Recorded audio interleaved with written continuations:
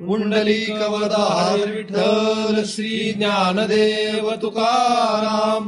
पंढरीनाथ भगवान की जय. माऊली ज्ञानेश्वर महाराज की जय. जगद्गुरु तुकाराम महाराज की जय.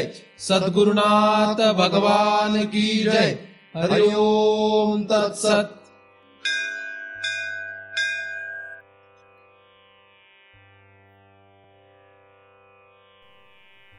ध्यान मूलम गुरुमूर्ती, पूजा मूलम गुरुपदम, मंत्र मूलम गुरुर्वाक्यम, मुक्ती मूलम गुरु कृपा. ब्रह्मेवाहम अहम ब्रह्म न चाहम ब्रह्मणा पृथक, नाहम देहो न मे देह केवलहम सनातन. या ठिकाणी आपण सर्वजण नेहमीप्रमाणे दृग्दृश्य विवेक या ग्रंथाचा अभ्यास करण्यासाठी एकत्रित जमलेलो आहोत. आतापर्यंत 19 श्लोकांचा आपण अभ्यास केलेला आहे. 20व्या श्लोकाचा आपण अभ्यास करतो आहोत. आद्यत्रय ब्रह्मरूपम जगद्रूपो ततोद्वयम हा उत्तरार्ध या श्लोकाचा आहे. पहिल्या चरणामध्ये पूर्वार्धामध्ये 3 आणि 2 अशा या 5 अवयवांचा विचार सांगण्यात आलेला आहे. त्यातली पहिले 3 जे आहेत ते ब्रह्मरूप आहेत असा याचा अर्थ होतो आणि दुसरे 2 जे आहेत ते जगद्रूप आहेत असा याचा अर्थ होतो. तर पहिले 3 जे आहेत ते अस्ति, भाती आणि प्रिय असे आहेत आणि दुसरे 2 जे आहेत ते नाम आणि रूप असे आहेत. मागील वेळेस आपण अस्ति या शब्दाचा विचार करत होतो. अस्ति या शब्दाने अस्तित्व, अस्ति या शब्दाने असणे हा भाव प्रकट होतो. काय आहे आणि काय नाही हे कळण्यामध्ये खरं तर परमार्थाचा शेवट आहे. काय आहे हे कळलं की आपला परमार्थ संपला. काय आहे हे कळलं पाहिजे. जगातला कुठलाही पदार्थ नक्की काय आहे. एकदमच समष्टीने विचार केला तर जग आहे का ब्रह्म आहे असा आपल्याला शोध करायला पाहिजे. परंतु एकदमच असा काही विचार होऊ शकत नाही. जन नोहे अवघा जनार्दन हा जरी साधू संतांचा उपदेश असला तरी सुद्धा या उपदेशापर्यंत कसं जायचं हा मात्र खरा विषय आहे. हाच खरा परमार्थ आहे की जन नोहे जनार्दन या विषयापर्यंत, या बोधापर्यंत कसं जावं. आणि त्यासाठीच आपण वेगवेगळ्या ग्रंथाच्या द्वारे हा प्रयत्न करत आहोत की जेणेकरून आपल्यापैकी सर्वांनाच या बोधापर्यंत जाता यावं. त्यातीलच हा एक दृग्दृश्य विवेक हा भगवान आद्य शंकराचार्यांनी लिहिलेला ग्रंथ आहे. या ग्रंथातील 20व्या श्लोकाचा आपण अभ्यास करतो. अस्ति म्हणजे अस्तित्व, अस्ति म्हणजे असणे, अस्ति म्हणजे आहे. असणे किंवा अस्तित्व हा धर्म ब्रह्माचा आहे. हा इतर कोणाचाही धर्म नाही. यावर दृढ श्रद्धा असेल तर तो जीव नक्कीच या जन्ममरणाच्या फेऱ्यातून बाहेर पडू शकतो. दुस्तर असलेला हा जो भवरोग आहे, हा भवरोग तो नष्ट करू शकतो जर त्याला अस्तित्व कशाचं आहे हे लक्षात येईल. अस्ति हा धर्म, अस्ति हे लक्षण कोणाचं आहे हे जर त्याला साक्षात स्पष्टपणे लक्षात येईल तर त्याचा हा भवरोग संपूर्णतः नष्ट होऊ शकतो. मागील वेळेस आपण या अस्ति शब्दाचा बऱ्याच पद्धतीने कदाचित विचार केलेला आहे. बरोबर आहे. अस्ति या शब्दाचा विचार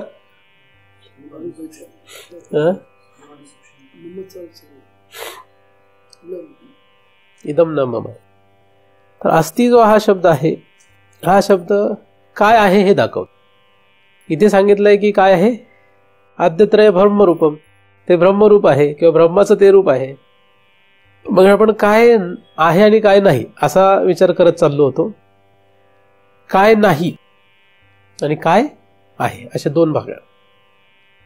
तर आपण ज्याला ज्याला माझं म्हणतो ते माझं आहे का नाही हा पहिला विषय. ते माझं आहे का नाही. जिथपर्यंत माझा आहे का नाही हा निर्णय लागत नाही, तिथपर्यंत आहे का नाही हा प्रश्न येत नाही. आणि माझा आहे का नाही हा निर्णयच माणसाला लावायला घाबरतो. प्रत्येक जण आतमध्ये जो घाबरलेला आहे तो याच निर्णयापोटी घाबरलेला आहे की माझं आहे की नाही हा निर्णय लावता येत नाही. कारण जागा झाल्यापासून झोपेपर्यंत आपल्याला असंख्य पदार्थांना माझं म्हणावं लागतं. ते पदार्थ आपल्याला अशा रीतीने वागायला लावतात की हे आपलंच आहे, माझंच आहे, हे आपलं त्यामुळे दृढ होत जातं. म्हणून जिथपर्यंत एखादा साधक इदम न मम या बोधापर्यंत येत नाही तिथपर्यंत त्याला आहे का नाही हा प्रश्न येतो. म्हणून सगळ्यात पहिला जो विचार होता आपण मागे करत होतो तो म्हणजे स्थूल देहाच्या बाहेर पडलेल्या कुठल्याही पदार्थांना माझं या वर्गात टाकावं की नाही टाकावं. तर माझं काहीही माझं नाही हे फक्त एक तास नव्हे, हे फक्त ऐकण्यापुरतं नव्हे, हे हृदयामध्ये दृढ होत गेलं की मग बघा काय होईल, मग सगळं परिवर्तन होऊन जाईल. तिथपर्यंत काहीही होत नाही, पाठ होईल. 100 वेळा चिंतन ऐकल्यानंतर पाठ होईल, उपयोग शून्य, उपयोग काही होणार नाही. एकदमच हृदयामध्ये हा भाव निर्माण करणं अवघड असतं. म्हणून पहिल्यांदा मन बुद्धी यांच्याद्वारे स्वतःला शिकवत राहिलं पाहिजे, दुसऱ्यांना अजिबात नाही. दुसऱ्यांना हे शिकवणेच नाहीये. परमार्थ हा फक्त स्वतःसाठी असतो, व्यवहार हा दुसऱ्यासाठी असतो. व्यवहार हा उभयांसाठी आहे, परमार्थ हा स्वतःसाठी आहे. त्यामुळे आपल्या पूर्वकर्मानुसार आलेल्या सर्व क्रिया करत असतानाच आपल्याला हे पक्क लक्षात ठेवलं पाहिजे, आपणच आपल्याला हे कायम शिकवत राहिलं पाहिजे की या शरीराच्या बाहेर पडलेले सगळे पदार्थ ज्यांना आपण माझं म्हणतो ते माझे अजिबात नाहीत. जरी वाटत असले तरी, जरी आपण हे ऐकलं नाही तरी सुद्धा यमदूत आपल्याला हे दाखवून देतील हे आपल्याला माहीत आहे. म्हणून स्वतःलाच शिकवत राहा, इदम न मम. शरीर सुद्धा माझं नाही, स्थूल शरीर हे माझं नाही. स्थूल शरीर माझं नसल्यामुळे याला चिकटलेले माझे नाहीत. हा पुन्हा पुन्हा पुन्हा बोध आपण बाळगला पाहिजे. बऱ्याच वेळा असं होतं की माझ्या बोलण्यामध्ये किंवा तुमच्या ऐकण्यामध्ये एकच गोष्ट येत असते, परंतु ही काय आहे, ही एक नशा आहे, एक औषध आहे. जसं एखाद्या औषधाची मात्रा पुन्हा पुन्हा घ्यावी लागते तेव्हा तो आजार आहे तो बरा होतो. तसंच हा जो बोध आहे हा पुन्हा पुन्हा पुन्हा पुन्हा ऐकत राहिला पाहिजे, तर त्याचा परिणाम होणार आहे. कारण एखादा असं म्हणू शकता की तुम्ही काहीतरी नवीन सांगा, काहीतरी नवीन ऐकवा, तर तसं चालत नाही. नवीन औषध देणं हा आजारावर उपाय नसतो. आजार बरं करणं हा आजारावरचा उपाय आहे. त्यासाठी असणारं औषध जे आहे ते ठराविक वेळेनुसार ठराविक वेळेनंतर योग्य मात्रेमध्ये द्यावं लागतं. त्याचप्रमाणे हा बोध ठराविक वेळेने ठराविक मात्रेने आपल्याला घेतला पाहिजे. नाहीच लागू पडला उपाय तर दुसरा, नाही तर तिसरा, असा मात्र उपाय आपल्याला हा करावाच लागतो. स्थूल शरीराच्या आतमध्ये सूक्ष्म शरीर आहे. मन बुद्धी चित्त अहंकार ज्ञानेंद्रिय कर्मेंद्रिय पंचप्राण या सगळ्यांना आपण सूक्ष्म शरीर म्हणतो. हे सूक्ष्म शरीर सुद्धा माझं आहे हे आपल्याला दृढपणे माहीत आहे, पण हे सुद्धा आपल्याला इदम न मम या कक्षेमध्ये टाकता आलं पाहिजे, जेणेकरून ते माझं नसल्यामुळे त्याच्यावर निर्माण होणाऱ्या कुठल्याही विकारांना आपण काही जाणत नाही. आपल्याला ते माहीत नाही, जरी झाले तरी माहीत नाही, दिसतात म्हणून आपले ते होत नाहीत. जसं हे शरीर जगाला दिसतंय की माझं आहे, अख्ख्या जगाला माहिती आहे हे शरीर माझं आहे, अख्खं जग समजतं हे शरीर मी आहे. पण जगाने काय समजलं, जग काय मानतं याला किंमत नाही, काय आहे त्याला किंमत. अख्ख्या जगाने जरी म्हटलं की हे शरीर म्हणजे मी आहे, या शरीराला जरी अख्खं जग माझं समजत असेल तरी सुद्धा हे माझं नाही, तरी सुद्धा हे मी नाही. त्यामुळे ह्या शरीराला निर्माण होणाऱ्या कुठल्याही व्याधीमुळे या शरीराला निर्माण होणाऱ्या कुठल्याही चांगल्या आणि वाईट संबंधामुळे, चांगल्या आणि वाईट क्रियेमुळे, चांगल्या आणि वाईट कुठल्याही प्रकारामुळे हे शरीर माझं होऊ शकत नाही. जसं या स्थूल शरीराचं आहे तसंच सूक्ष्म शरीराचं आहे. सूक्ष्म शरीरामध्ये निर्माण होणारे असंख्य उत्पाद, काम, क्रोध, लोभ, मोह, मद, मत्सर, नको नको त्या प्रकारच्या विचित्र विकारांना आपण माझं समजतो. त्याला कारण आपण तो देह माझा समजतो. म्हणून तो देह जरी माझा वाटतो तरी सुद्धा जे वाटतं ते खरं नाहीये, जे खरं आहे ते खरं आहे. जसं शरीर माझं वाटतं, शरीर मी आहे असं वाटतं, त्याचप्रमाणे सूक्ष्म देह सुद्धा माझा आहे असं वाटतो आणि मी आहे असं वाटतं. म्हणून त्याला आपल्याला प्रयत्नपूर्वक आपल्याला स्वतःला शिकवत राहिलं पाहिजे की हा देह माझा नाही आणि याला चिकटलेलं सगळं काही असेल ते माझं नाही. हे जेव्हा आपण दृढ करत जाऊ तेव्हा आपण कारणदेहापर्यंत जातो. कारणदेह म्हणजे अविद्या, अविद्या म्हणजे कारणदेह, त्याला जीव असे म्हणतात. जीव जो आहे हा सर्वात प्रिय असलेला एक आपल्याला पदार्थ आहे. जीव हा जो आहे हा अविद्येमुळे निर्माण झालेला आहे. ही अविद्या माझी आहे. अविद्या, या अविद्येचा आपण स्वीकार करतो. अविद्या आहे असं वाटतं. अविद्या आहे हे जिथपर्यंत एखाद्या साधकाला लक्षात राहील तिथपर्यंत तो कितीही मोठा जगामध्ये दिसला तरी सुद्धा तो या भवरोगातून बाजूला पडू शकत नाही. कारण की अविद्या आहे का नाही असा निर्णय लावणं पुढे गरजेचं असतं आणि अविद्या नाही हा निर्णय लागणं गरजेचं आहे. काय आहे? अविद्या, अविद्या आहे असं आपण समजतो, पण अविद्या नाही इथपर्यंत जाता आलं पाहिजे. परंतु अविद्या नाही हा फार लांबचा प्रवास आहे. त्याच्या आधी आपल्याला इकडून खालून प्रवास करत गेला पाहिजे. तर अविद्या नाही आणि पुढे त्या सापेक्ष असलेली विद्या सुद्धा नाही असं आपल्याला लक्षात घेतलं पाहिजे. म्हणजे आहे काय हा नंतरचा प्रश्न आहे, काय नाही हा पहिला प्रश्न आहे. काय नाही हा सुद्धा नंतरचा प्रश्न आहे, काय माझं नाही हा पहिला प्रश्न. तर माझं काय काय नाही असं आपण शोधत गेलो पाहिजे आणि मग त्यानंतर काय आहे याचा विचार करता येऊ शकतो. याच्यानंतर जे काही उरेल ते जे आहे ते आहे या शब्दामध्ये येतं. या सगळ्याचा आपण निर्णय लावला कसा लागेल. आता आपल्याला वाटतं, बऱ्याचशा लोकांना वाटतं हे प्रत्यक्षात काहीतरी असं जादू वगैरे होईल किंवा असं काहीतरी होणार आहे. काही होणार नाही. काहीतरी बदलेल, सगळं जग जे आहे असं एकदमच प्रकाशमान होईल किंवा असं काहीतरी वाटतं लोकांना. असं काहीच होणार नाहीये. काय होणार आहे? सूर्य फिरत नसतो, पृथ्वी फिरत असते. हे जेव्हा आपण शाळेत शिकलो त्याच्या आधी आपल्याला ते माहीत नव्हतं. आपल्याला असं वाटत होतं की सूर्य फिरतो, पृथ्वी स्थिर आहे. कोणीतरी शास्त्रज्ञांनी, कोणीतरी शहाण्या माणसांनी याचा शोध लावला आणि सांगितलं की सूर्य हा एका जागेवर आहे, पृथ्वी फिरते आहे. त्याच्यावर मोठं वादळ झालं, त्याच्यावर मोठा गोंधळ झाला जगभर. त्या राजाने त्या माणसाला तुरुंगात टाकलं, फाशीची शिक्षा ठोठावली. अभद्र बोलल्याबद्दल त्याला शिक्षा देण्यात आली. गॅलिलिओ हा जो शास्त्रज्ञ आहे त्याने हा जेव्हा निर्णय दिला तेव्हा सगळ्यांनी त्याला सगळ्या प्रकारे टोचलं. परंतु त्याने स्पष्टपणे सांगितलेलं की सूर्य हा फिरत नाही, पृथ्वी फिरते. त्याने सांगितलं असं नाही, भारतामध्ये अनेक साधू संतांनी हे आधीच सांगितले. पण या दृष्टांताप्रमाणेच जेव्हा आपण सूर्य फिरत नाही परंतु सूर्य फिरताना पाहतो तरी सुद्धा शहाणा मनुष्य असं कधीच समजत नाही की सूर्य फिरतो. सूर्याच्या फिरण्याने सगळे व्यवहार होतात. सूर्याच्या फिरण्यामुळे रात्र दिवस, रात्रीला अनुरूप असे रात्रीचे व्यवहार, दिवसाला अनुरूप असे दिवसाचे व्यवहार, दिवसा काम करणे, रात्री झोप घेणे, अशा प्रकारे सगळे जीव या जगामध्ये जगत आहेत. म्हणजे सूर्य फिरतोय आणि रात्र दिवस होत आहेत.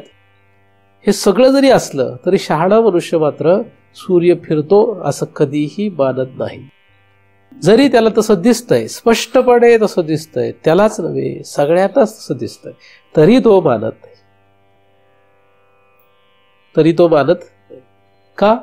कारण त्याचा तसा दृढ निश्चय आहे. आपण जेव्हा हा अभ्यास केला तेव्हा हा दृढ निश्चय केला की हा सूर्य फिरत नाही आणि म्हणून जरी फिरताना दिसतो तरी आपण सूर्य फिरतो असं मानत नाही. त्याचप्रमाणे या दृष्टांताप्रमाणेच स्थूल शरीर जरी माझं वाटलं, याला चिकटलेले जरी माझे वाटले, तरी ते माझे नाहीत. आणि माझे नाही असं म्हटल्यानंतर एक जबाबदारी येते. जो पदार्थ माझा नसतो त्याचा आपण व्यवहार मात्र विचार करू शकतो, परंतु त्याच्यात जर आपण गुंतून पडलो तर मात्र काही खरं नाही. म्हणजे स्थूल देह ते महाकारण देह इथपर्यंत असलेल्या सगळ्याच देहांना आणि त्यांच्या धर्मांना, त्यांच्यापासून निर्माण होणाऱ्या सगळ्याच कार्याला आपण माझं म्हणू शकत नाही. ते मम या वर्गात, अहम या वर्गात येत नाहीत, जरी दिसले तरी. कारण की आपण मरेपर्यंत, जिथपर्यंत हे शरीर आहे तिथपर्यंत हे शरीर माझं वाटणारच आहे. जिथपर्यंत हे शरीर आहे तिथपर्यंत हे मी वाटणारच आहे. जिथपर्यंत हे शरीर आहे तिथपर्यंत याला कोणी ना कोणी माझं म्हणणारच आहे. जिथपर्यंत हे शरीर आहे तिथपर्यंत या शरीराकडून कुठल्या ना कुठल्या क्रिया होणारच आहे.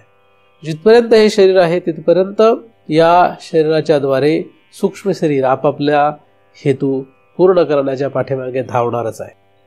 जिथपर्यंत हे दोन शरीर आहेत तिथपर्यंत अविद्या जिवंत असल्यासारखी वाटणारच आहे. नसलेली अविद्या असलेली वाटणारच आहे. हे सगळं होणारच. त्याला सत्यत्व दिलं तर तो पुढचा महाकारण देह अस्तित्वात राहणारच आहे. नसलेला महाकारण देह, नसलेलं ज्ञान जे अविद्येच्या सापेक्ष आहे ते राहणारच आहे. म्हणजे या सगळ्यांची सिद्धी दुसरी कुठे केलेली नसून आपण केलेली आहे. आपल्या मानण्यावर हा सगळा खेळ आहे. दुसऱ्याला शिकून ह्यात काही होणार नाही. एखाद्या माणसाने जर सूर्य फिरतो असंच जर पक्क समजलं तर तुम्ही त्याला कितीही समजावून सांगितलं तरी तो काय ऐकू शकत नाही. तो जर अतिहुशार असेल आणि तुम्हाला जर म्हणाला की तुम्ही मला दाखवून द्या की सूर्य स्थिर आहे, तर तुम्ही त्याला सूर्य फिरतो का फिरत नाही हे सिद्ध करून देऊ शकत नाही. का देऊ शकत? कधीच सिद्ध करून देऊ शकत नाही. फक्त युक्तीने तुम्ही त्याला समजावून सांगू शकता की सूर्य फिरत नाही, हे त्याला युक्तीने पटवून देऊ शकता. त्याच्या पलीकडे दुसरा काही उपाय नाही. त्याचप्रमाणे चार देह, त्यांचे धर्म, या चार देहामुळे निर्माण होणारा सर्व प्रपंच हा मम या वर्गात येत नाही, माझा या वर्गात येत नाही. हा प्रपंच आहे असं जे वाटतंय हा अजिबात आहे या वर्गात नाही. आहे या वर्गातला तो अजिबात नाही असं जेव्हा आपल्याला दृढ करता येईल तेव्हा आपलं काहीतरी खरं आहे. यासाठी सिद्धी काय? सिद्धी करण्यासाठी फक्त युक्ती आहे. युक्तीशिवाय हा विषय समजणार नाही. म्हणून युक्ती आपल्यामध्ये निर्माण होणं, आपल्या आतमध्ये हा भाव तयार होणं, असा बोध तयार होणं, हे जणे कशाने होईल ते आपल्याला करायला पाहिजे. परंतु जेव्हा युक्तीने हे सिद्ध करता येईल तेव्हाच हे शक्य आहे की हे चार देह आणि त्यांचा हा सगळा प्रपंच हा आहे या वर्गात नसून तो मम नाही आणि आहे तर नाहीच नाही. तो आहे या वर्गातला नाही. तो नाही का? दुसरं काय आहे त्याचा काही आपल्याला विचार नाही, परंतु तो आहे या वर्गातला नाही आहे. मग तो कसा आहे, काय आहे, याचा सुद्धा एक वेगळा अभ्यास नक्कीच आहे. की जर तो आहे या वर्गात नाही आहे तर मग तो कुठल्या वर्गातला आहे? मग तो नाही वर्गातला आहे का? मग नाही वर्गातला आहे तर तो कुठल्या नाही वर्गातला आहे? म्हणजे नश्वर जे मिथ्या वर्गातला आहे तो कुठल्या मिथ्या वर्गातला आहे? नाश पावणार आहे का स्वप्नवत आहे का रज्जू सर्पवत आहे का वंध्यापुत्रवत आहे? वंध्यापुत्रवत असलेला पदार्थ अत्यंत असत असतो, त्यामुळे त्याच्यासारखा तर हा काही प्रपंच दिसत नाही. म्हणजे हा जास्तीत जास्त आपल्याला रज्जू सर्पवत मानायला काही हरकत नाही. नाही कळलं तर स्वप्नवत म्हणायला काही हरकत नाही. नाही कळलं तर नश्वर मानायला काहीतरी हरकत नाही. अशा रीतीने आपण जर युक्ती वापरली तर आपल्याला नक्की लक्षात येऊ शकतं की हे सगळं माझं नाही, न मम इदम न मम, हा आपल्याला बोध होऊ शकतो.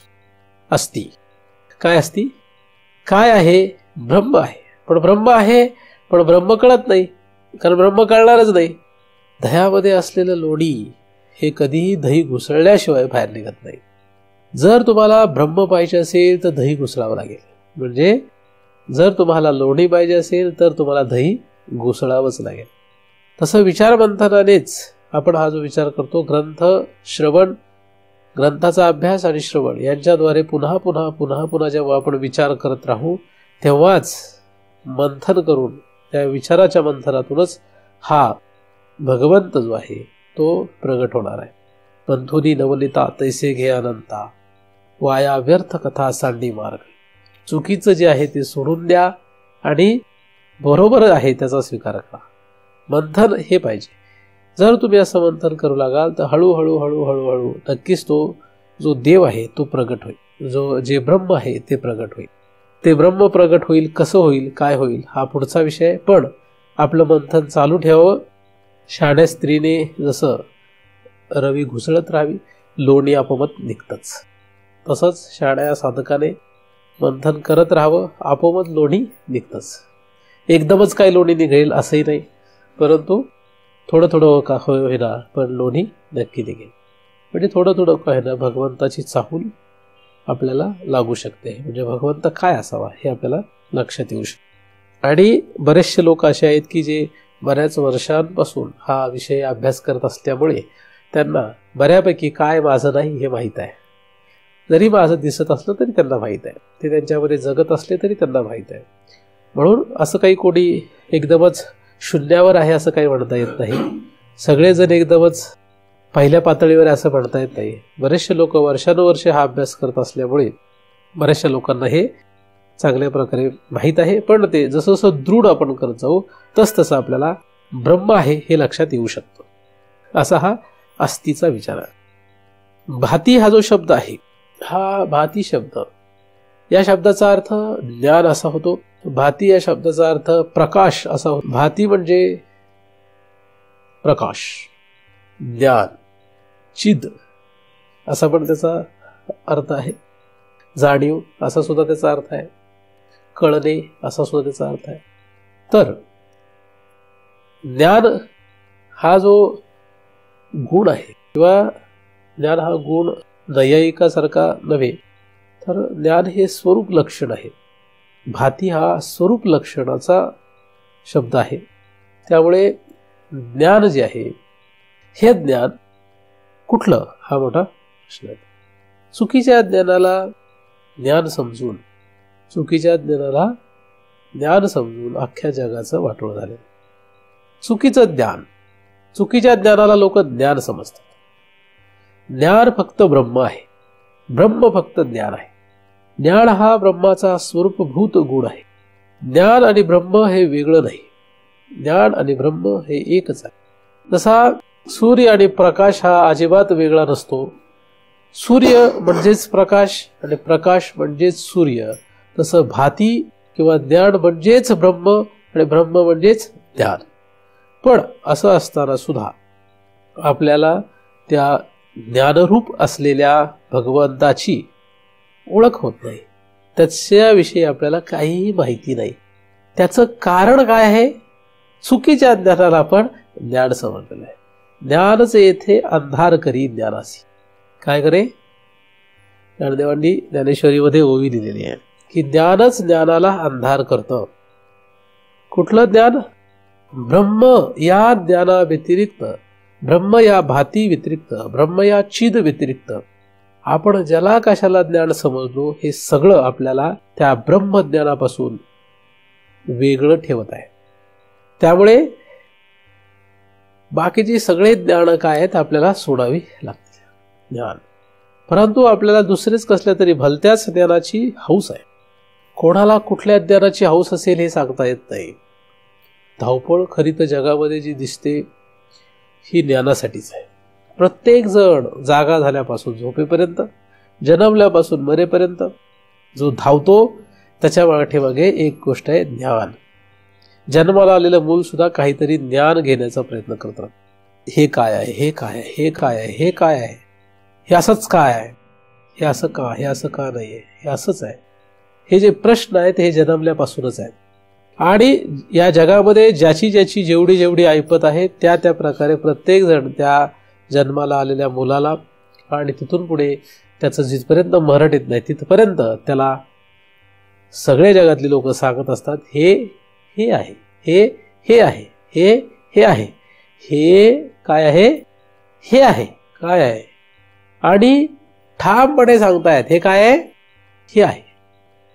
जे काही सांगितलं त्याचं दुसरा येऊन खंडन करणार आहे. कदाचित दुसरा येऊन त्याचं काय करणार आहे, खंडन करणार. एखाद्या लहान मुलाने जर आपल्या आईला प्रश्न विचारला, रस्त्याने चालताना एखादं रोपटं दिसलं, तर हे कशाचं झाड आहे असं जर आईला विचारलं, आता ती आई काय सांगते, काहीतरी सांगते. आता त्या आईने जे काही सांगितलं ते बरोबरच असेल असं त्या बालकाला वाटतं, कारण आईने सांगितलं नाही. बरोबर आहे कधी तो मुलगा जो आहे ते धरून चालतो की हे आहे, हे झाड म्हणजे हे असं आहे. चुकून जर थोडा मोठा झाल्यानंतर दुसऱ्या कोणाच्या सोबत जर तो आला आणि त्याला त्या झाडाविषयी जर कळलं की हे झाड ते नाही, तर आतापर्यंत त्यांनी जे त्या झाडाविषयी ज्ञान केलं होतं ते सगळं खोटं ठरतं. आणि मग लोक त्याला जेव्हा सांगतात किंवा कोणीतरी त्याला जेव्हा सांगतं की हे झाड हे आहे, तेव्हा तो आईला जाऊन विचारू शकतो की अरे तू तर मला असं सांगितलं होतं. मग त्यावेळेस ती कदाचित कबूल करू शकते की मला माहीतच नव्हतं, मी तुला आपलं फक्त त्यावेळेस सांगितलं, असं म्हणू शकते. नाही का, मला काही कल्पना नव्हती. आता ती आई असल्यामुळे कदाचित बोलेल, पण जगामध्ये बरीचशी गोष्ट अशी आहे की ज्ञान जे आहे एका दुसऱ्याला सांगितल्यानंतर जर ही दुसरी ऐकणारी जी माणसं आहेत ही दुसरीकडे गेल्यानंतर जेव्हा तेच ज्ञान त्यांना दुसऱ्या पद्धतीने ऐकायला येतं, तेव्हा ते कदाचित पहिल्या माणसाकडे जाऊन विचारू शकतात, अहो तुम्ही तर असं सांगितलं, पण हे तर असं नाही आहे, असं आहे. नाही का, म्हणजे पहिल्या ज्ञानाला पुढे खंडित केलं जातं आणि तिथे दुसरं ज्ञान बसतं. नाही का, एखाद्या चुकीच्या गोष्टीला धरून बराचसा काळ काही लोक जगत असतात, ते ज्ञान असतं त्यांचं, आणि बऱ्याच काळानंतर कधीतरी त्यांना कळतं की हे असं असं नव्हतं, असं काही नसतं. असं कधी कळतं, थोडं मोठं झाल्यानंतर कळतं. लहान मुलाला असे चुकीचं ज्ञान खूप लोक देत असतात, सहजच चुकीचं शिकवत असतात. तू जर गप्प बसला नाहीस, तू रडत राहिलास, तर तुला मी पोलिसांकडे देईल. आता चुकीचं आहे, ते काय देणार आहे का, हे ज्ञान आहे, त्याच्यात ते लक्षात राहतं. तिकडे जाऊ नको, तिथे बाऊ आहे. आता हे ज्ञानच आहे, चुकीचं बरोबर त्याच्या मागचा हेतू काही असो, पण हे काय चुकीचंच. पुढे जाऊन त्याला मुलाला असं कळतं, त्या ज्ञान त्याचं खंडित होऊन जातं. एक माझे ओळखीचे मित्र आहेत, माझे मित्रच आहेत ते, ओळखीची व्यक्ती आहे. त्यांना कोणीतरी सांगितलं पूर्वी कधीतरी की लाल मिरची जी असते ही चांगली असते आणि हिरवी मिरची असते ती चांगली नसते. त्याचं कारण काय म्हणे की हिरवी मिरची पिकली म्हणजे लाल होते आणि कुठली गोष्ट पिकल्यानंतर परिपक्व झाल्यानंतर चांगली असते. साधं लॉजिक काय त्याचं, कुठली गोष्ट परिपक्व झाली म्हणजे चांगली असते, म्हणून लाल मिरची ही तब्येतीला पोटासाठी चांगली असते. आता काही योगी लोक, काही अभ्यासक लोक यांनी अभ्यास केला आणि त्यांनी सांगितलं, आधी पण कुठेतरी असेल लिहिलेलं ते ज्ञान, पण कोणाला तरी कळलं की लाल मिरची ही पोटासाठी सगळ्यात घातक असते. हिरवी मिरची जेवढी घातक आहे त्याच्या कैक पटीने लाल मिरची ही पोटासाठी घातक असते, अल्सर निर्माण करते, काय काय काय काय बरंच काय काय करते, असं त्यांनी सांगितलं. तर मी ते ऐकलं आणि मी त्यांना सांगितलं की लाल मिरची खाऊ नये, खायची असेल तर हिरवी मिरची खावी, ती पण किती खावी हे आपण ठरवायला पाहिजे, पण लाल मिरची खाऊ नये. तर ते म्हटले मला तर आतापर्यंत माहीत होतं की लाल मिरची खायला पाहिजे, हिरवी मिरची खाऊ नये, म्हणून आम्ही काय लाल मिरचीच खातो, लाल मिरचीचा आम्ही कूट करून ठेवलाय. तर अशी गंमत असते. मग त्याच्यानंतर त्यांनी काय केलं, आता जे आधीचं ज्ञान आहे त्या ज्ञानामुळे शरीराला जे वळण पडलंय, शरीराला जे वळण पडलंय ते हटवायला किती त्रास आहे. आता अख्खं आयुष्य जर लाल मिरचीचं भुकटी खात असेल हा माणूस, आता त्याला जर म्हटलं लाल मिरची घातक आहे आणि हिरवी मिरची खा, तो म्हणे आता काय मरायचंच आहे, उद्या नाही तर आज मरू, असं म्हणतो तो. पण त्रास झाल्यावर डॉक्टरकडे जातो. बरं, हे नुसतं बोलायच्या गोष्टी असतात, पण काय म्हणेल तो म्हणतो काय राहिलं आता आपलं, घ्या खाऊन, असं म्हणून तो लाल मिरचीच खातो.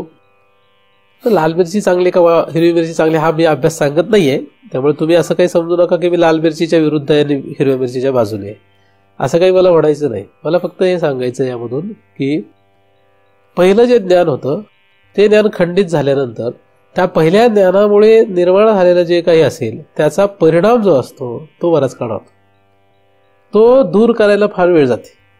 गाडी जेव्हा आपण चालवतो, गाडी बंद केल्यानंतर सुद्धा ती गाडी थांबायला काही वेळ लागते. त्या चाकांमध्ये जो वेग आलेला असतो तो वेग संपेपर्यंत ती गाडी थांबत नाही, गाडीचं इंजिन बंद केलं तरी.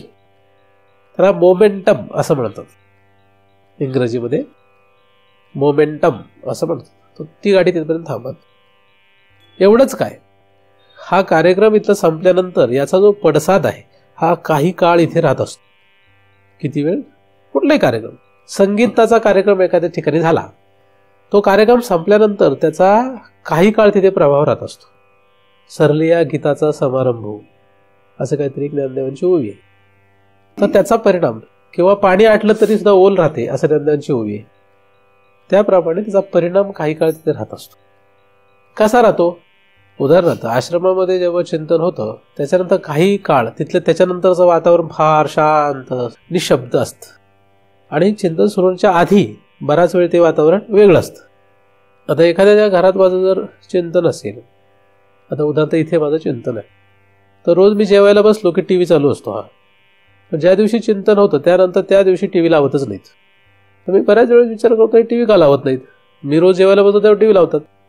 तर त्याचा जो परिणाम असतो त्यांच्या डोक्यावर तो परिणाम होतो, आणि मग त्यांना असं लक्षात की हा टीव्ही लावायलाच नाही पाहिजे. मग आधीचे दिवस काय होतं?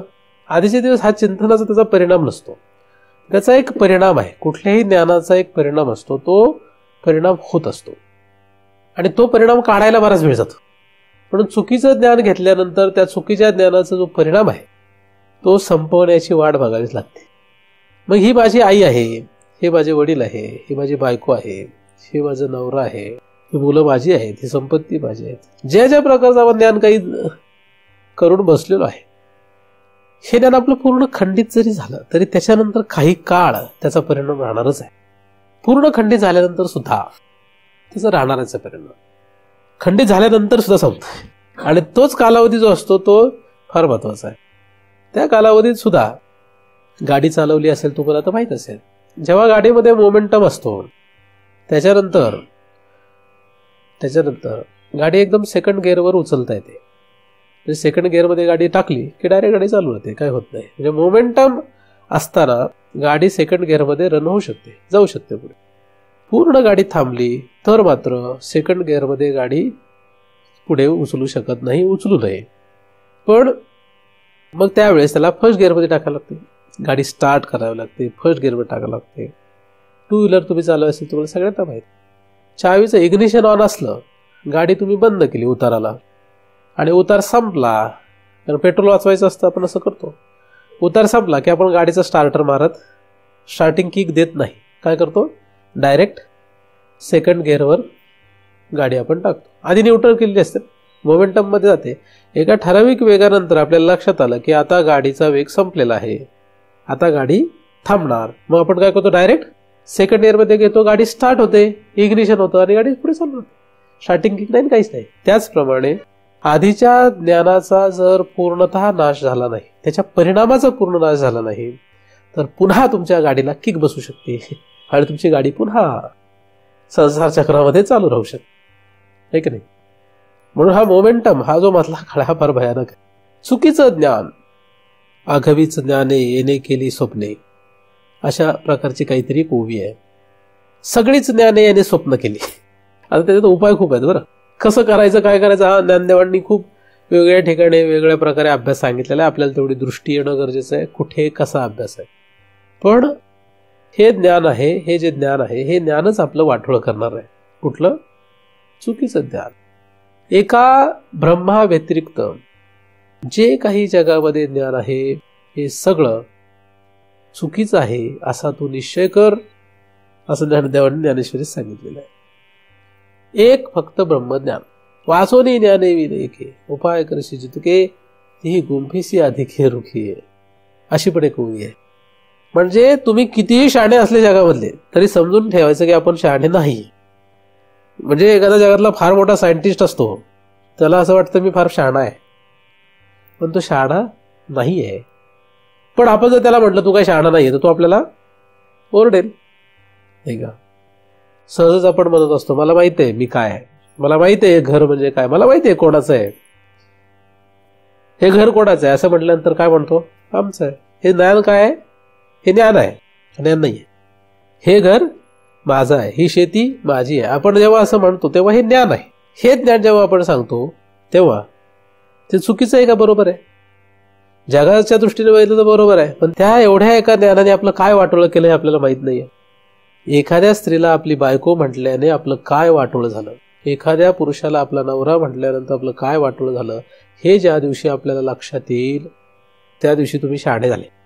नुसतं त्या स्त्रीला, त्या पुरुषाला, त्या लेकरांना, त्या संपत्तीला माझं म्हटल्यानंतर या ज्ञानाने आपलं काय वाटोळं झालंय हे जर तुम्हाला बारकाईने लक्षात आलं तर तुमचं फार मोठं काम होईल. पण तुम्ही जरी स्वतःला सांगून ठेवलं, तुम्ही जरी स्वतःला शिकवू लागले, तरी त्याचा परिणाम जिथपर्यंत मोमेंटम तिथपर्यंत, बायको पेली तरी सुद्धा तिचा परिणाम बराच दिवस राहणार आहे. का लगेच संपेल? बायको पेलीन परिणाम संपला असं होईल काय? नवरा बेलान परिणाम संपला नाही, बऱ्याच दिवस तो राहतो. लोक तर फोटो टांगून रडत बसतात का नाही, आठवण काढून काढून रडत बसतात. काय नाही, हळूहळू तो मोमेंटम कमी होत जातं. आजोबाचा फोटो घरात असतो, पंजोबाचा नसतो. का असतो?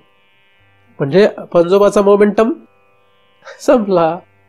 तसा आपल्या पुढच्या पिढीने आपला जरी फोटो टाकलाच घरामध्ये तरी किती काळ टाकणार आहे? कारण काही काही लोक फार राबतात, झटत असतात.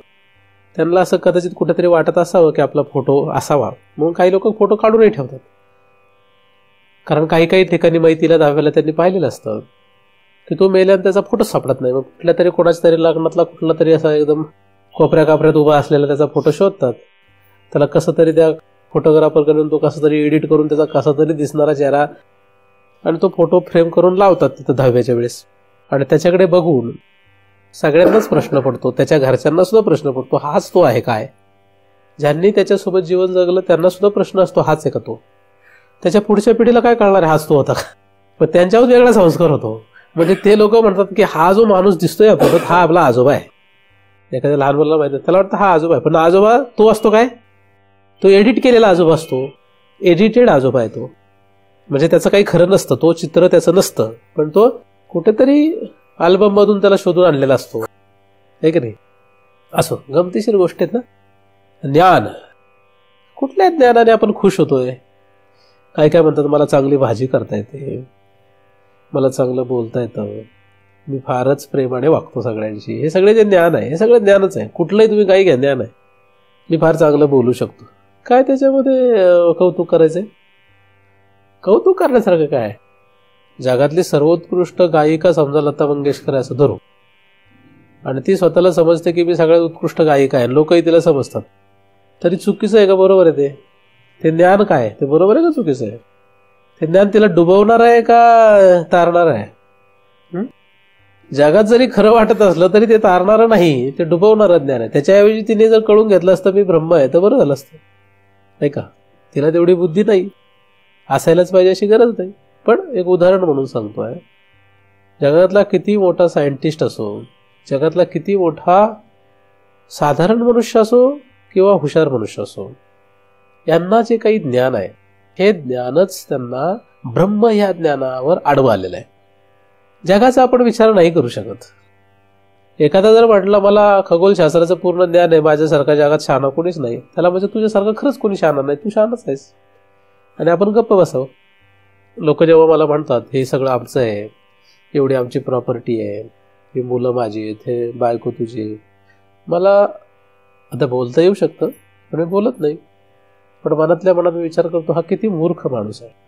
या स्त्रीचा त्याचा काही संबंध नाही, ह्या लेकरांचा त्याचा काही संबंध नाही. कित्येक जन्म त्याला किती बायका होत्या आणि किती नवरे झाले याचा काही हिशोब नाही. कुठल्या जीवाच्या नादी लागला, काय झालं, एवढ्या जन्मापुरता आहे याची बायको, याचा नवरा, ह्याची संपत्ती, हे काहीच नाही आपलं. हे आपलं काही नाही.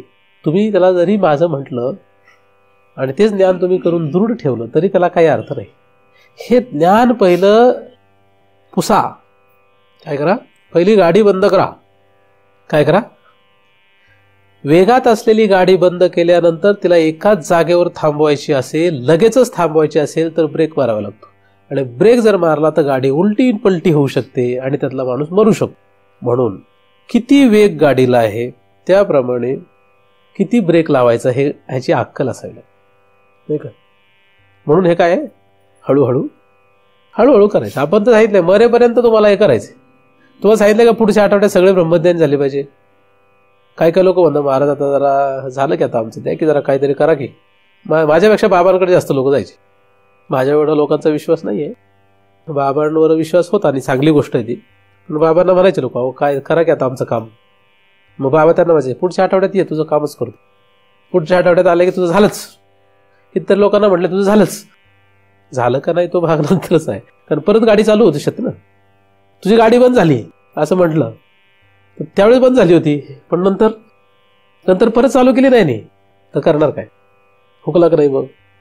त्यामुळे ती गाडी पूर्ण थांबेपर्यंत आपला आशय म्हणजे आपल्याला मरेपर्यंत आपल्याला हे करायचं. कुठपर्यंत करायचंय असं म्हणायचंच नाही की आता मी मुक्त होणार आहे आता झालो आता महाराज सारखं. आपल्याला आता काय नाही आपल्याला महाराज कसे मस्त त्यांना वाटत तसं जगतात तसं जगायचं आपण.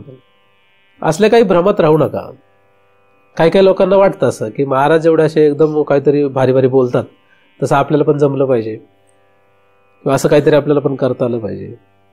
प्रत्येक जीव हा वेगवेगळ्या ज्ञानाने जगतो आहे. तुमच्या प्रत्येकाकडे इथे बसलेल्या प्रत्येकाकडे जे ज्ञानाचा साठा आहे तो वेगवेगळा आहे.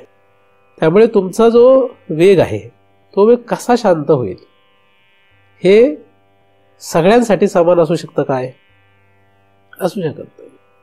त्यामुळे ज्ञान जे आहे हे ज्ञान आपण ज्याला ज्ञान समजतो हे सगळं ज्ञान आपल्याला पहिल्यांदा मलाच हे कळतं तर ज्ञान म्हणजे कळणे असं समजणं सोडून देणे आहे.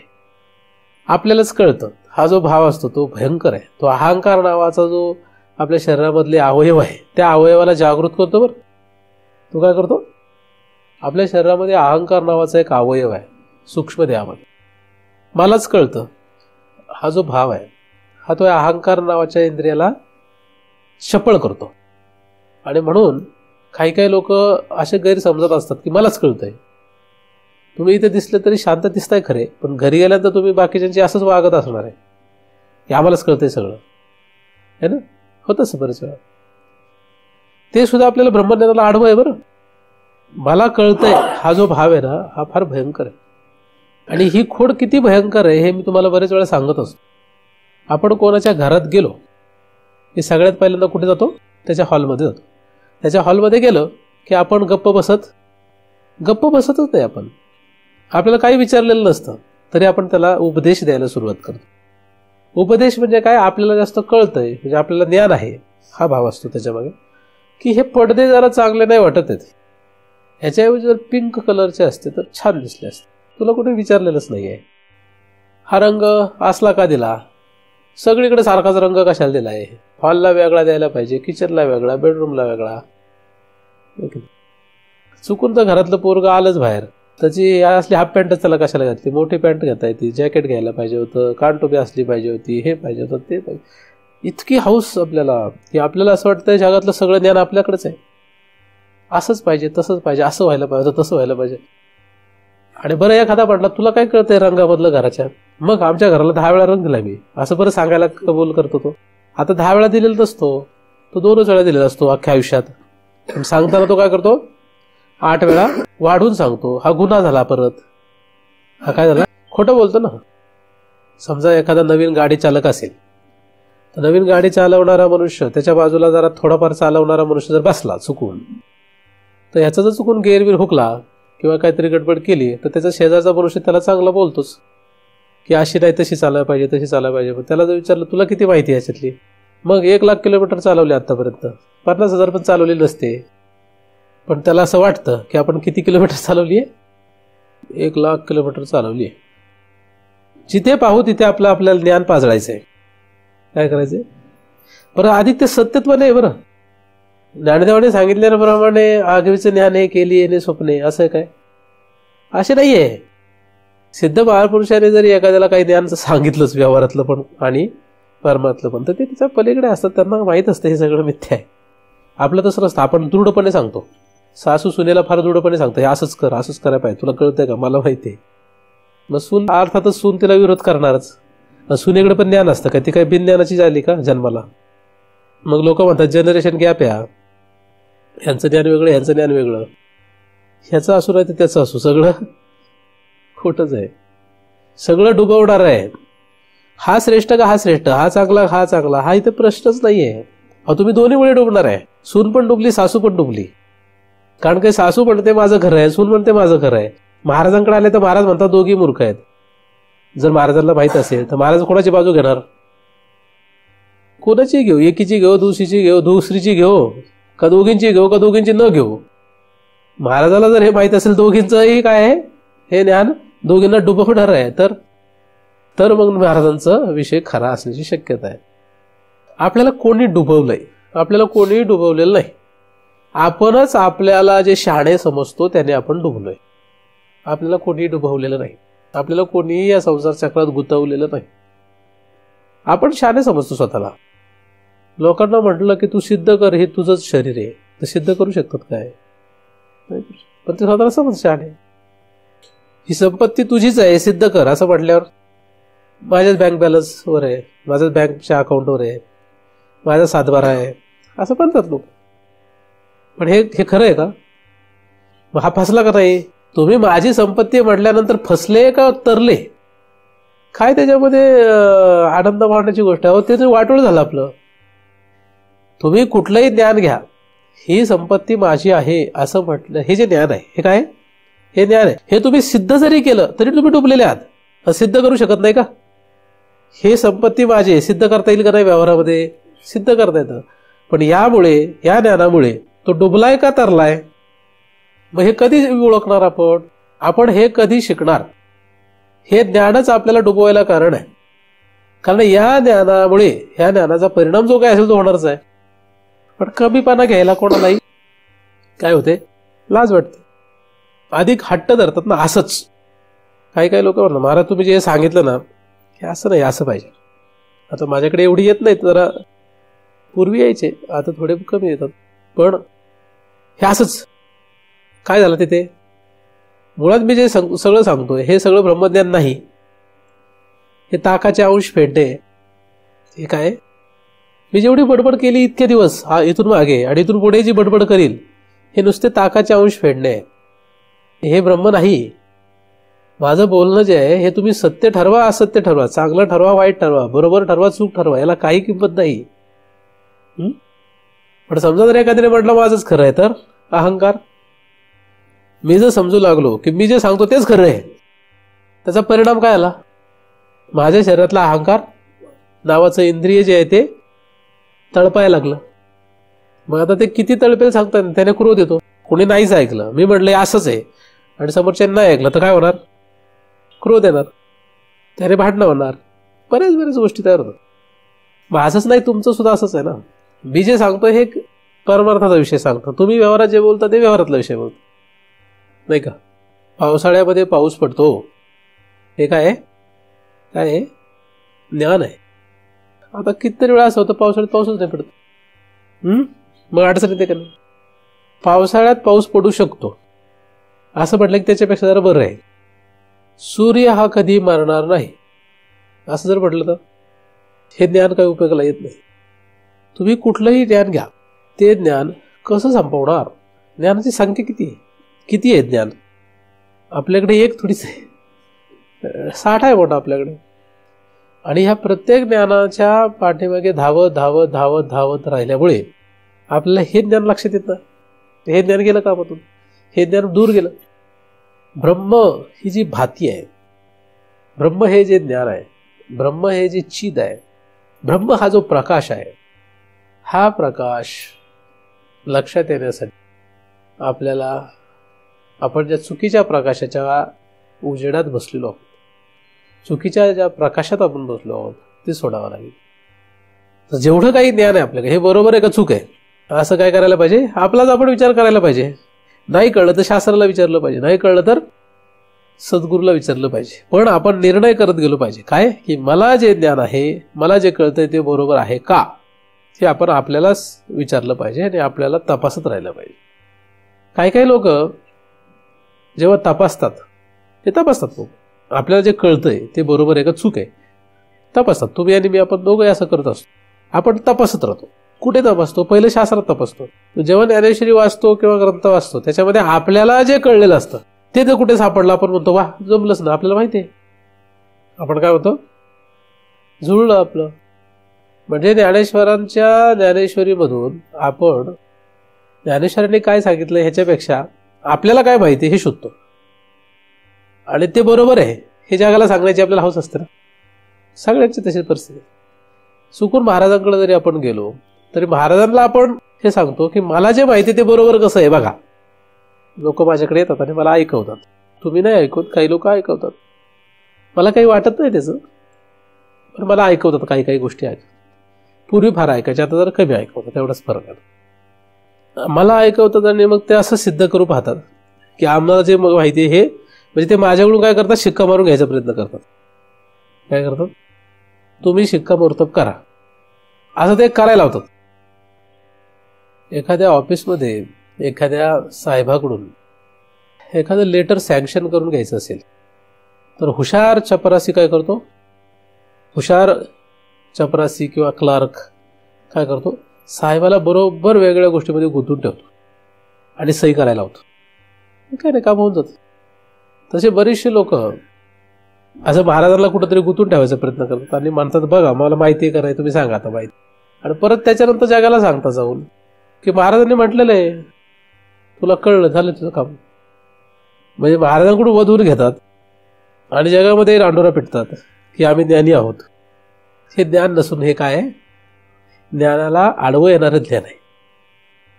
जो कोणी म्हणेल मला कळलं त्याला काहीच कळलेलं नाही. कळलं म्हटलं की ब्रह्म संपलेलं आहे, हे ना. कळलं म्हटलं की काय झालं? ते ज्ञान झालं आणि ते ज्ञान झालं की तो आडवा आला, त्याला विषय संपला. मग आता अवघड परिस्थिती आहे, कसं करणार? भाती हा जो शब्द आहे हा कसा कळणार हा मोठा प्रश्न आहे. पण कळलं पाहिजे. ब्रह्म भाती कळलं पाहिजे. बाकीचं काही कळून उपयोग नाही. जगातली सगळी ज्ञानं खंडित होईल असं कळलं पाहिजे. काय कळलं पाहिजे? सगळं ज्ञान खंडित होईल असं ज्ञान कळलं पाहिजे. असं ज्ञान झालं पाहिजे. सगळं खंडित झालं पाहिजे. लोक जागृत प्रपंचामध्ये एका ज्ञानाने दुसरं ज्ञान खंडित करत चालतात. एका ज्ञानाने दुसरं ज्ञान खंडित करत चालतात. पहिल्यांदा अ ब ग ड कळत नसतं, ABCD कळत नसते, 1 2 3 4 कळत नसतं, अज्ञान असतं. ते कळून घेतात. त्याच्यानंतर त्याचे वाक्यरचना कळून घेतात. नंतर मग मोठा पॅराग्राफ कळून घेतात. म्हणजे काही ज्ञान झालं ते कुठेतरी वापरायला शिकतात. वापरण्याची कला शिकतात. ते तेवढं ज्ञान होतं त्यांना. असं म्हणजे जसं जसं पुढचं कळतं तसं मागचं त्याचं अज्ञान गेलेलं असतं. म्हणजे तो शिकत चाललेला असतो. शिकतो मरेपर्यंत. पण जगामध्ये एका गोष्टीनंतर दुसऱ्या गोष्टीचं ज्ञान, एका क्रियेनंतर दुसऱ्या क्रियेचं ज्ञान, एका पदार्थानंतर दुसऱ्या पदार्थाचं ज्ञान, बस एवढंच आहे मरेपर्यंत. लोक फक्त असे ज्ञान कमवत आहेत की जे त्यांना डुबवायला कारण होणार आहे. एक म्हातारा मनुष्य म्हणे अहो व्हॉट्सअप कसं चालवतं शिकवा ना मला. म्हटलं तू नाही कळलं तुला व्हॉट्सअप तुझं काय होईल? नाही म्हटलं जनरेशनच्या सोबत राहिलं पाहिजे. काय करावं हे कळत नाही. मरेपर्यंत माणसं मेली पण ज्ञान संपत नाही. फार मारायला टाकतात तरी म्हणतात आम्हाला जरा सिंगापूर पाहायचं राहिलंच अजून. काही ना सिंगापूरपर्यंत नाही पण ते म्हणतात फार मारायला टाकलं. ते म्हणतात अजून इकडं बद्रिकेद्वार कुठलं तिकडे जाऊन यायचं राहिलंच अजून. काही फार मारायला टाकले असतात. म्हणतात अजून आपल्याला हे अलिबागचा बीच पाहायचंच राहिलं आहे. फार मारायला टाकले असतात. ज्ञानाची धाव चांगली नाही का? किती चांगली आहे. मरेपर्यंत वाटतच नाही पूर्ण झालंय आपल्याला. आता बास असं होतच नाही. फार त्याचे म्हातारा मनुष्य फार मारायला लागले असतो तरी कोणाचं पोरग जवळ आलं छोटं मार्ग तर कोणाचं आहे असं म्हणतो. काय करायचं मर आता तू काय येतलं. कोणाचं असू दे, ह्या पोरीचं असू नाही त्या पोरीचं असू. आणि हे पण हौशी लोक असतात. ते म्हणतात बघा तुमचं नातू आहे, तुमचा पंतू आहे, तुमचं असं आहे का, वा वा वा छान आहे. म्हणजे ते मारताना सुद्धा त्याच्या डोक्यावर ज्ञान देऊन मारतात त्याला. तुम्हाला हे लक्षात येत नाही की हे किती भयंकर आहे. हे त्याच्या डोक्यावर ते ज्ञान देणं त्याला हौसच आहे. त्याला काय करू शकत नाही. प्रकृतीचा खेळ आहे. तो असं म्हणत नाही की असं आहे का बरं असू देत असं नाही म्हणतो तो. अरे बरं असं आहे का, वा वा वा फार छान फार छान. कुठे पोरगी कुठे ती? हा इकडे बाळा तुला बऱ्याच दिवसांनी पाहिली, दिसत नाही पण त्याला ती पाहिली असं सुद्धा ज्ञान होतं. वाटतं त्याला असं. म्हणजे त्याची नात असेल किंवा कोणी असं. मरेपर्यंत ज्ञान हे काही पिछा सोडत नाही. थांबा, कुठेतरी थांबा, तेव्हा हे ज्ञान कळेल. तरुणपणामध्ये स्त्रियांना फार हौस असते, वेगवेगळे पदार्थ कसे बनवता येतील हे शिकायची. ज्ञान आहे ना. जसं जसे म्हातारी स्त्री होत जात तसे हळूहळू कमी होत जात. पण बराचसा काळ काय होतो, हा पदार्थ तो पदार्थ, त्याच्या वेगवेगळ्या पदार्थांचं ज्ञान करत राहण्यामध्ये हौस असते, प्रयत्न करतो. व्यवहार सुकर होण्यासाठी, व्यवहार चांगला होण्यासाठी मनुष्य या सगळ्या ज्ञानाच्या पाठीमागे धावतो. व्यवहार चांगला होण्यासाठी मनुष्य करतो. कशासाठी करतो? व्यवहार चांगल्या होण्यासाठी करतो. कारण की एखाद्या तीर्थक्षेत्राला किंवा एखाद्या पर्यटन स्थळाला जाऊन आल्यानंतर तो मनुष्य कधीही शांत बसत नाही. कारण त्याने तिकडे ज्ञान कमवलं, तेवढं त्याला कळलंय काय काय आहे. त्याच्यानंतर तो एवढ्या लोकांना धरतो आणि सांगतो, इकडं असं आहे, तिकडं तसं आहे, हे असं आहे, ते तसं आहे. म्हणजे त्याने कमवलेल्या ज्ञानाचं काय करायचं असतो, जगाला वापरायचं, जगासाठी. मग बाकीचे लोक म्हणतात, बरं ह्याच्यामुळे आपल्याला कळलं आता, इकडं असं आहे, इकडे तसं आहे. माहिती पाहिजे आपल्याला, जिकडं असं आहे तिकडं तसं आहे. ज्यांना केदारनाथ आणि त्या ठिकाणाची संपूर्ण व्यवस्थित माहिती होती, सगळी नीटनेटकी माहिती असून सुद्धा मेली लोक बरेचसे. काय त्यांना त्याचा उपयोग झाला का? काही उपयोग झाला नाही. परिणाम जो व्हायचा तोच झाला. चांगला वाईट हा प्रश्न नाही आहे. ज्ञान जे आहे, हे ज्ञान आपण जे कमवतो, आपण कमवत असलेले ज्ञान हे आपल्याला ब्रह्म या ज्ञानापासून दूर ठेवता आहे की काय, हा प्रश्न आपल्याला स्वतःला विचारणं गरजेचं आहे. म्हणजे आपलं पोरग जरी आपल्या समोर आला आणि त्याने म्हटलं मी तुमचं पोरग आहे, त्याला म्हणजे तू पोरग आहे का माझा, त्याला ओळखलं नाही पाहिजे आपण. काय झालं पाहिजे, इतकं पुसलं पाहिजे सगळं. ती पुसू देणार नाहीत तेवढे, ते काही एवढे कृपाळू दयाळू नाहीयेत. पण स्वतःचं पोरग, हे माझं पोरग आहे, ही माझी बायको आहे, हे माझा नवरा आहे, ही संपत्ती माझी आहे का, असा प्रश्न आपल्याला पडला पाहिजे. पण आपण जागा झाल्यापासून झोपेपर्यंत हा का कधीही निर्माण करत नाही. उलट आपलं माझंच आहे हे ज्ञान दृढ ठेवतोय है ना. जेव्हा केव्हा आपल्याला हे लक्षातच राहणार नाही, काहीच लक्षात नाही राहणार की हे माझं आहे का नाही आहे. अच्छा माझं आहे का, बरोबर असू देत, नाही आहे का माझं, बरोबर नसू देत. ही जेव्हा अवस्था येते तेव्हा खूप चांगली अवस्था येते. तर जागृत पदार्थाच्या ज्ञानामध्ये, क्रियेमध्ये, जागृत पदार्थाच्या क्रियेच्या ज्ञानामध्ये बदल करण्यामध्ये लोक धन्यता मानतात. पूर्वीचे ज्ञान खंडित करून दुसरं ज्ञान जागृत अवस्थेतलं कमावण्यामध्ये धन्यता मानतात. पण हे सगळं जागृत ज्ञान कसलंही असू देत, सगळं स्वप्न आहे हे ज्ञान त्याला होणं गरजेचं. सगळं स्वप्न आहे, वाटत नाही. आता मी म्हटलं की लगेच वाटायला लागला, असं काही जादू होणार नाही. पण जेव्हा लक्षात येईल की हे सगळं स्वप्न आहे, स्वप्नातही सुखदुःख होतात, त्यामुळे जागृतीतही स्वप्नामध्ये सुद्धा जशी सुखदुःख होतात तशी जागृतीतही सुखदुःख होणारच आहे. स्वप्नात जो काही व्यवहार होतो तसंच्या तसं जागृतीत होत असतो. त्यामुळे जागृतीतलं ज्ञान जे आहे हे आपण किती बदलत राहिलो त्याने काहीच होणार नाही. जागृतीला स्वप्न करता आलं पाहिजे. हे ज्ञान तुम्हाला अवगत करून घेणं गरजेचं. त्यासाठी जे काही प्रयत्न करावा लागेल तो केला पाहिजे.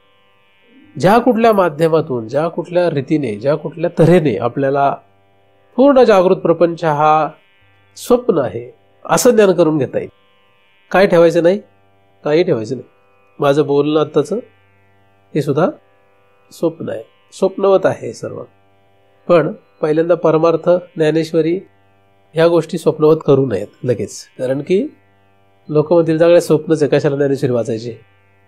ज्ञानेश्वरी वाचलं तर स्वप्न हे कळेल, ज्ञानेश्वरी वाचली नाही तर कळणार नाही. सगळेच ज्ञान स्वप्न करता आली पाहिजेत. ज्या कुठल्या रीतीने करता येईल त्या रीतीने करा, म्हणजे आपल्याला ब्रह्माच्या या भाती अंशापर्यंत जाता येईल. ब्रह्माच्या भाती अंशापर्यंत जाण्यासाठी हा उपाय आहे. जगातले सगळे ज्ञान काय झाले पाहिजे, स्वप्नवत असं ज्ञान झालं पाहिजे. मग आपल्याला पुढे जो प्रवास आहे तो सुखकर आहे. भाती या शब्दाचा आपण विचार करतो आहोत. अस्थिप्रमाणे भाती हे भगवंताचं स्वरूप आहे. ज्ञान हे फक्त भगवंताचं स्वरूप आहे. परंतु हे ज्ञान सर्व जगाच्या पदार्थांमध्ये, सर्व क्रियांमध्ये अनुस्यूत झाल्यामुळे पदार्थाचंच ज्ञान आहे असं वाटतं, क्रियेचंच ज्ञान आहे असं वाटतं. पदार्थ आणि क्रिया यांचं ज्ञान नसून भगवंताचं ते ज्ञान आहे, ते याच्यामध्ये अनुस्यूत आहे. स्फटिकामध्ये दिसणारी लाली ही स्फटिकामध्ये नसते. ती स्फटिकात जी लाली दिसते ती जास्वंदीच्या फुलाच्या पाकळीची असते, पण त्या स्फटिकामध्ये आल्यासारखी वाटते. त्याचप्रमाणे संपूर्ण जागृत प्रपंच हा ज्ञान रूप आहे असं वाटतं, आणि आपण ह्या ज्ञानाच्या पाठीमागे रात्रंदिवस धावतोय. ही सगळी मोराच्या पिसाऱ्याला असलेल्या डोळ्यांप्रमाणे ज्ञान आहे असं ज्ञानदेवांनी सांगितलं आहे. मग ते कुठलंही शास्त्र असो, ज्योतिष असो, संगीत असो, पाकशास्त्र असो, अभियांत्रिकी असो, वैद्यशास्त्र असो किंवा जगातलं कुठलंही शास्त्र असू देत, हे सर्व शास्त्र मोराच्या पिसाऱ्याला असलेल्या डोळ्याप्रमाणे आहेत असं ज्ञानदेवांनी सांगितलं. फक्त एकच आत्मज्ञान किंवा ब्रह्मज्ञान ही खरी वस्तू आहे, हे खरं आहे. पण ते लक्षात येण्यासाठी हे सगळं मोराच्या पिसाऱ्याला असलेल्या डोळ्याप्रमाणे हे लक्षात आलं पाहिजे. हे आपल्याला जेव्हा दृढ करता येईल, हे जेव्हा आपण दृढ करत जाऊ तेव्हा आपल्याला आत्मज्ञान होईल. तिथपर्यंत आत्मज्ञान होण्याचा प्रश्न नाही. आपण मात्र दृढपणे सांगतो, आपल्याला जे माहीत आहे, आपल्याला जे ज्ञान आहे, हे आपण दृढपणे सांगतो की हे असंच आहे. म्हणजे एखाद्याला जर म्हटलं हे घर तुझं आहे का, तर तो म्हणतो हो माझंच आहे. मी त्याला म्हणतो खरंच विचार कर, खरंच सांग. मग तो सगळी कागदपत्र दाखवतो, सगळी कागदपत्र आणून दाखवतो. आता हा मेल्यानंतर होतं काय, भाऊ, मुलगा, त्या मुलाचा भाऊ म्हणजे मुलं ह्याच्यात गोंधळ होतो. संपत्तीवरून भांडणं, मारामारी, काय व्हायचं ते होतं. आणि मग ज्याचे ती संपत्ती असते त्याच्याकडे जाते. जेवढे म्हणतो माझं त्यांचं राहिलं नाही माझं. आता ज्याला ते माझं वाटलं, कर्मधर्म स्वयं त्याच्याकडे गेलं, तो म्हटला माझं आहे, तरी त्याचं ते राहत. ज्याला आपण आज माझं म्हणतोय ते आपलं काहीच माझं नाही. हे ज्ञान जे आहे हे चुकीचं आहे. चुकीच्या गोष्टीला आपण आपलं म्हणतो, चुकीच्या ज्ञानाला आपण धरून बसलोय. माझं म्हणणं हे आपण मागे पाहिलेलं आहे. पण ज्ञान जे आहे हे ज्ञान माझं म्हणण्याचं असो किंवा कसलंही असू देत, हे शुभ आहे, अशुभ आहे, चांगलं आहे, वाईट आहे, हे सगळं ज्ञान काय, हे सगळं ज्ञान ब्रह्मावर आवरण घालणार आहे. पण लोक ह्याच्यामध्ये फसलेले आहेत. कारण प्रत्येक जण हा विचार करतो हे चांगलं आहे, वाईट आहे. लोक मला सांगतात महाराज हे चांगलं नाही बरं. तर म्हणतो हो, तू म्हणतो तर आता असेल तसं, तुम्ही असं वागताय बरं नाही बरं महाराज, तुमचं वागणं चुकीचं आहे, तुमचं वागणं बरोबर आहे. हे कोण सांगतंय, ज्याला कसली अक्कल. चांगलं काय वाईट काय हे कोणालाही सांगता येत नाही. हे ज्ञानदेवांनी अनेक ओव्यांमधून सांगून दिलेलं आहे. आणि आम्ही खूप वेळा समजावून सांगत असतो की बळीराजासारख्या उत्कृष्ट माणसाला नरकात घातलं आणि गणिकेचा उद्धार केला. यावरूनच आपण शहाणं व्हावं आणि लक्षात घ्यावं की काय चांगलं आणि काय वाईट हे आपण ठरवू शकत नाही. हे योग्य अयोग्य आपण ठरवू शकत नाही. ही माया आहे. ही माया तुम्हाला सदैव असं म्हणायला लावेल, असं शिकवत राहील की हे चांगलं आहे म्हण आणि हे वाईट आहे म्हण. हे काय करायला लागते, ह्याला चांगलं म्हणायला होते, ह्याला वाईट म्हणायला लागते. ह्याला चांगलं ह्याला वाईट, ह्याला चांगलं ह्याला वाईट. चांगलं वाईट काय नाही, सगळं भगवंताचं अंग आहे. चांगलं आणि वाईट जगात काय, कुठलं चांगलं आणि कुठलं वाईट आहे. लोक मला म्हणतात हे वाईट आहे महाराज, हे चांगलं आहे. कुठलं चांगलं आणि कुठलं वाईट, काय चांगलं आणि वाईट धरून बसला तू. तुला कसलाच अभ्यास नाही, चांगलं वाईट काय करतोस. त्या ज्ञानाने काय झालं, वाटोळं झालं. स्वर्ग चांगला का नरक चांगला, कुठलं चांगलं आहे, स्वर्ग का नरक माहीत नाही म्हणावं शहाण्याने. मग दुसरा समोरचा म्हणेल म्हणजे नरक चांगला आहे काय, माहीत नाहीये. मग स्वर्ग चांगला आहे काय, माहीत नाही. स्वर्ग का नरक चांगला आहे आम्हाला माहीत नाही. मृत्यूलोक चांगला आहे का वाईट आहे माहीत नाही, काहीच माहीत नाही. हे लोक मला म्हणतात की हा आमचा माणूस आहे, मला माहीत नाही हे आमची आहेत का नाही. लोक समजतात हा मी आहे, मला माहीत नाही मी हा आहे का नाही. जसजसं तुम्ही या चुकीच्या ज्ञानाचं खंडन करत जाल, चुकीच्या ज्ञानाचा आग्रह सोडत जाल, तसं तुम्हाला ब्रह्मज्ञान होण्याची शक्यता आहे.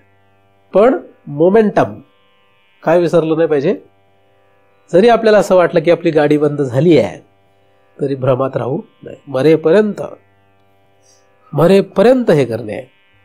मग तुम्ही असू दे किंवा मी असू दे, आपल्याला काय करायचं आहे? मरेपर्यंत हे करणे आहे. तरच आपण ह्याच्यातून वाचू शकू.